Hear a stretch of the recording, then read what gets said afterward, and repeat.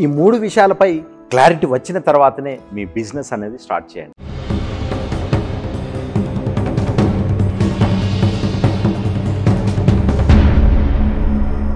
Business చేయడం అనేది అంత ఈజీ కాదండి.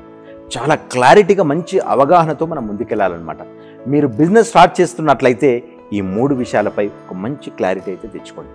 ఫస్ట్ థింగ్ ఏంటి అంటే క్రియేట్ వాల్యూ. అంటే పబ్లిక్కు ఏం కావాలి, వాళ్లకు ఉపయోగపడేటువంటిది ఏంటి అనేటువంటి ఆలోచనతోనే మీ ప్రోడక్ట్స్ని అనేది తయారు చేయండి.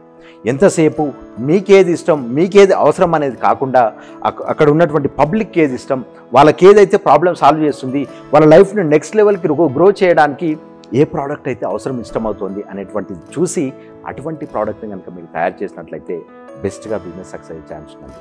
సో రెండోది వచ్చేసి మార్కెటింగ్ అనేది.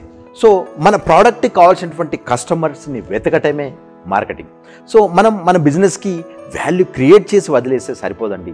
మన దగ్గర ఎంత మంచి ప్రోడక్ట్ ఉన్నా మార్కెటింగ్ చేయలేకపోతే బిజినెస్ సక్సెస్ఫుల్ అవ్వదన్నమాట. ఎంతసేపు మన దగ్గర ఉన్నటువంటి ప్రోడక్ట్ అనేది మనకు తెలిస్తే సరిపోదండి. కస్టమర్ దగ్గరికి వెళ్ళి కస్టమర్ కూడా ఆ రుచి అనేది తెలియాలండి. సో కస్టమర్కి ఆ రుచి తెలియాలంటే మనం అగ్రెసివ్గా మార్కెటింగ్ చేసేసి కస్టమర్ దగ్గర వరకు రీచ్ అయినప్పుడు మాత్రమే దానికి తెలుస్తుంది. సో రెండోది వచ్చేసి మార్కెటింగ్ ప్లాన్ అనేది బిజినెస్కి చాలా ఇంపార్టెంట్ అండి. నా థర్డ్ వచ్చేసి సేల్స్. మీ ప్రోడక్ట్కి మీరు ఎంత ఖర్చు పెట్టారో ఆ వాల్యూని మీరు వెనక్కి తీసుకురాకపోతే మాత్రం మీరు ప్రాఫిట్లో లేనట్టేనండి.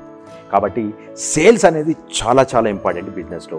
మీ దగ్గరికి ఎంత మార్కెటింగ్ చేసి ఎంత లీడ్స్ తీసుకొచ్చినా మీ దగ్గర సేల్స్ అనేది కనుక బెస్ట్గా లేనట్లయితే, రెవెన్యూ జనరేషన్ అనేది మీ దగ్గర బెస్ట్ లేనట్టయితే బిజినెస్ అనేది రైట్ వేలో ఉండదండి. మీరు లాస్లో అవుతారనమాట. సో బిజినెస్లో థర్డ్ థింగ్ ఏదైతే సేల్స్ ఉందో చాలా మోస్ట్ ఇంపార్టెంట్ పార్ట్. సేల్స్ మీద చాలా ఇంపార్టెంట్గా మనం కాన్సన్ట్రేట్ చేయాలి.